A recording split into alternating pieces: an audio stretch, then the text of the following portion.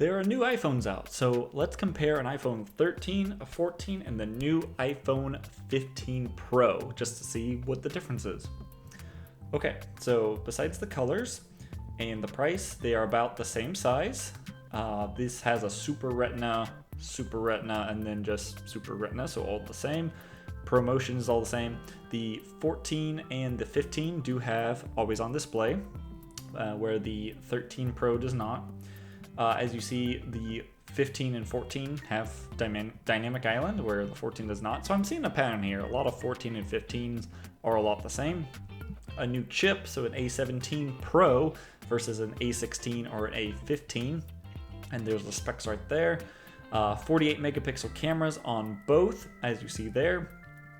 So again, a lot of the similar. The iPhone 13 Pro is getting left behind. So if you have an iPhone 13 Pro, you can justify maybe getting a 15. So far, a 14 to a 15 is not very justifiable. They've got a new zoom, an optical zoom option. They don't show it here, but I know they talked about, oh, that's on the Pro Max. So actually the cameras are exactly the same. Battery life is the same, just one more than the 13. This is a big one, USB Type-C, finally on the iPhone. So this is the Pro version, so this one is USB Type 3, which allows to 10 gigabits per second, which is way faster than Lightning. Face ID is all the same, they all have 5G. Ceramic shield, MagSafe. The Pro has now MagSafe 2, which is a new, no, not MagSafe 2, it has Qi 2, which is a new wireless charging standard, just the next version, and that basically allows faster speeds, and yeah, it's just the next generation.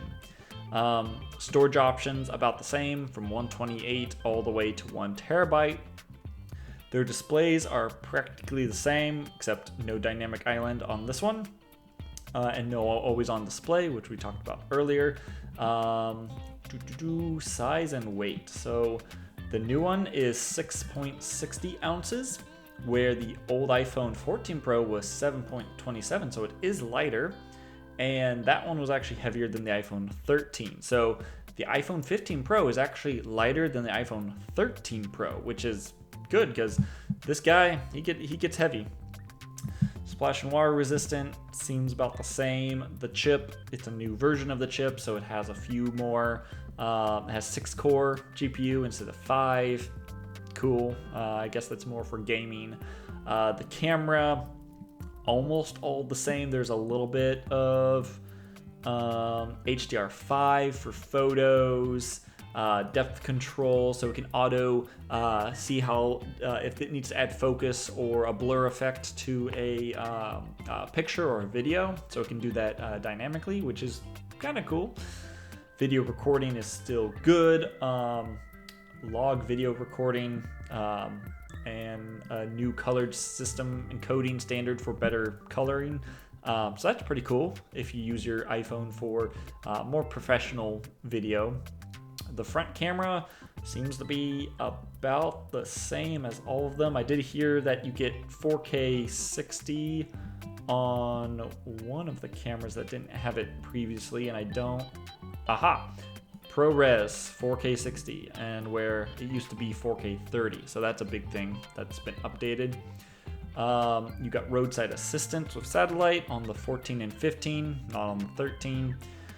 Same carriers, same wireless stuff. It does support Wi-Fi 6E, which is the next standard. We're actually already at Wi-Fi 7, but Wi-Fi 6E is a really good fast standard, and we're going to be in Wi-Fi 6E for a long time. I actually only have Wi-Fi 6 at my house, so I'm not even on 6E, even though 7 is already out. So it's just future-proofing the phone. Doesn't really matter. And all that seems about the same. Face ID, Apple Pay is the same, Apple Card.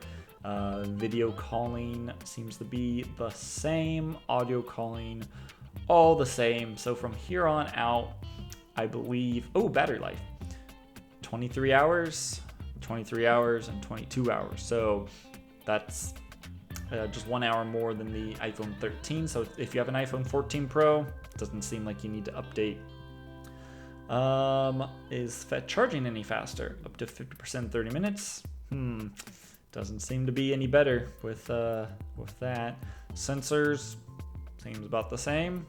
SIM card, dual eSIM, not compatible with physical SIM, and that was the same with the iPhone 14. So if you have a physical SIM card on your phone, right there, you have to go to eSIM. So sorry about that. If you're on an iPhone 13 and going to a 14 or 15, you have to use eSIM, which is not terrible, but it's just hard if you have multiple phones and you're trying to swap your SIM card around. It's annoying. Biggest change is the connector. USB Type-C, finally.